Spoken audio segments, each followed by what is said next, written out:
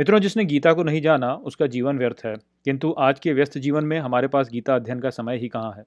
आपकी इस समस्या के समाधान के लिए इस चैनल पर प्रतिदिन प्रातः 6 बजे क्रमानुसार गीता के एक श्लोक पर वीडियो लाया जाता है। केवल 5 से 10 मिनट के हमारे वीडियो को प्रतिदिन देखकर आप संपूर्ण गीता का अध्ययन पूरा कर सकते हैं। चैनल को सब्सक्राइब कीजिए और घंटी के आइकन को दबा दीजिए। हर सुबह 6 बजे वीडियो आपके लिए उपलब्ध होगा। कीजिए अपने दिन की शुरुआत भगवत गीता के श्लोक के साथ। जो श्लोक आपके पीछे छूट गए हैं उनके लिए प्लेलिस्ट का लिंक नीचे डिस्क्रिप्शन में उपलब्ध है। वहां जाकर आप पिछले वीडियो देख सकते हैं। चलिए आज के वीडियो को आरंभ करते हैं। श्रुति विप्रतिपन्ना ते यदा स्थास्यति निश्चला समाधो अचला बुद्धिस तदा योगम वाप्स्यसि। नमस्कार मित्रों, ये जो श्लोक है ये भगवत गीता के दूसरे अध्याय का 53वां श्लोक है, जिसे हम आज अच्छे से समझेंगे। तो आइए सबसे पहले इसके अर्थ को समझते हैं। तो जो श्लोक है वो कहता है, श्रुति विप्रतिपन्ना अर्थात श्रुति से प्रभावित ना होकर, ते यदा स्थास्यति निश्चला अर्थात जब निश्चल में स्थित रहती है तुम्हारी, समाधो अचला बुद्धिस्तदा अर्थात समाधि में अचल बुद्धि तब, योगम वाप्स्यसि अर्थात योग को प्राप्त कर लेती है। तो यहाँ पर श्री कृष्ण जो है, जो संदेश वो पिछले श्लोक में दे रहे थे उसी को आगे बढ़ा रहे हैं।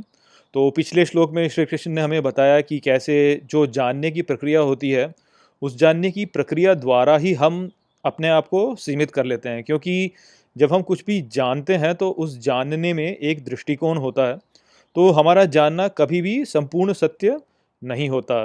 और फिर वहीं पर अंत में हमने ये भी समझा था कि इसी कारण से हठधर्मिता बढ़ती है, क्योंकि हम अपने जो धार्मिक ग्रंथ हैं उनको संपूर्ण सत्य मानने की एक भूल करने लगते हैं और फिर वहीं तक सीमित हो जाते हैं। या किसी भी ज्ञान के बारे में आप देखें तो हम अपने ज्ञान से जुड़ जाते हैं और अपने ज्ञान के परे जाने में हम समर्थ नहीं रहते, और इसी कारण से हमारी जो प्रगति होती है ज्ञान की ओर वो रुक जाती है। तो उसी बात को यहाँ पर श्री कृष्ण आगे बता रहे हैं।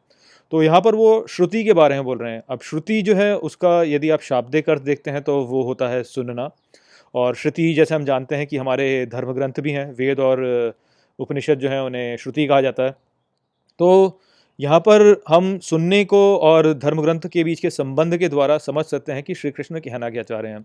तो श्री कृष्ण कह रहे हैं कि श्रुति से प्रभावित ना होकर जब हम अपनी बुद्धि को अचल में स्थित कर देते हैं तो हम समाधि को प्राप्त करते हैं, और समाधि को प्राप्त करके हम योग को प्राप्त करते हैं। योग को प्राप्त करना अर्थात जो हमारे भीतर का दिव्यत्व है उससे जुड़ जाना।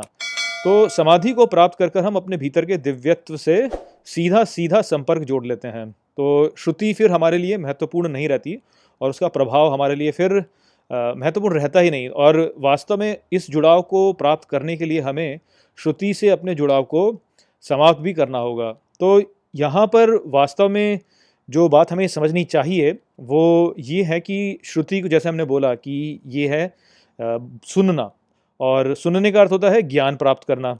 और यदि हम अपने सामान्य जीवन में देखें तो हम जो भी ज्ञान प्राप्त करते हैं वो हम बाहरी सूत्रों के द्वारा प्राप्त करते हैं।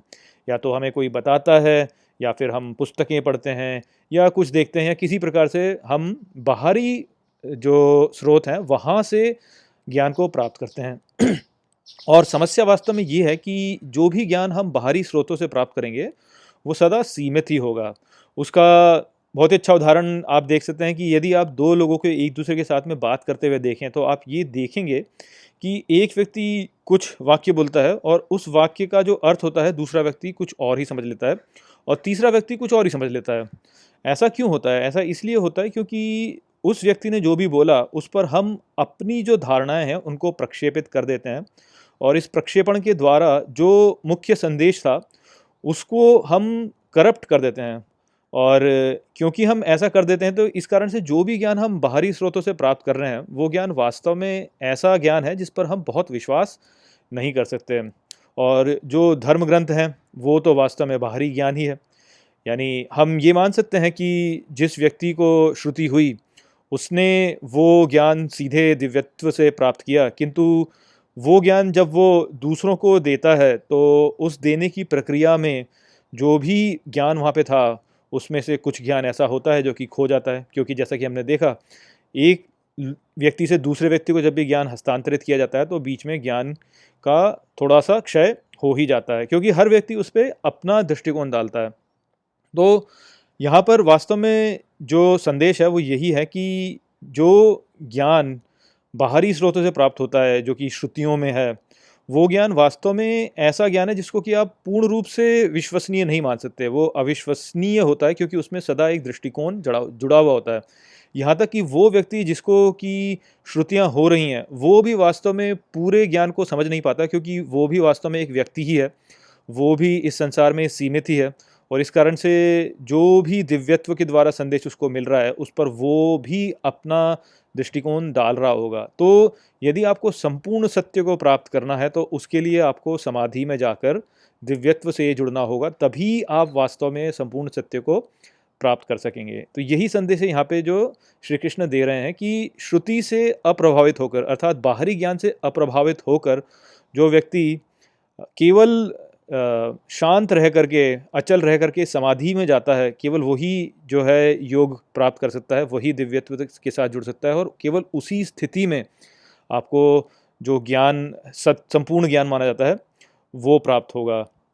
किसी भी और दूसरे स्रोत द्वारा प्राप्त किया गया ज्ञान सदा ही दूषित ज्ञान होगा और उस पर आप पूर्ण रूप से विश्वास नहीं कर सकते। इसीलिए आपको ये समझना चाहिए कि जितने भी ऐसे ज्ञानी लोग हैं जो कि वास्तव में समाधि को प्राप्त हुए हैं, उन्होंने सदा यही कहा है कि वेदों के परे जाओ। वेद भी संपूर्ण सत्य नहीं है। केवल जो हठधर्मी लोग होते हैं या जो अपने संप्रदाय से प्रेम करने वाले लोग होते हैं, वही ऐसा कहते हैं कि वेद या कुरान या बाइबल संपूर्ण सत्य है। जिस व्यक्ति ने वास्तव में सत्य को जान लिया, वो यही बोलेगा कि वेद, कुरान या बाइबल जो ग्रंथ हैं ये अच्छे ग्रंथ हैं, इनके द्वारा आप सत्य की ओर जा सकते हैं, किंतु ये संपूर्ण सत्य नहीं है। तो आशा करता हूँ कि मैंने इस श्लोक को आपको अच्छे से समझा दिया होगा। चलिए इसी के साथ इस वीडियो को यहीं पे समाप्त करते हैं। नमस्ते। वीडियो को अंत तक देखने के लिए धन्यवाद। यदि आपको ये वीडियो पसंद आया हो तो इसको अपने प्रियजनों के साथ में साझा करें और इस ज्ञान को और फैलाएं। यदि आपके पास कोई भी प्रश्न है तो मुझसे इंस्टाग्राम पर जुड़िए। वहाँ पर मैं हर शनिवार रात को एक लाइव Q&A सेशन रखता हूँ और आप मुझसे वहाँ पर अपने प्रश्न पूछ सकते हैं। जय श्री कृष्ण।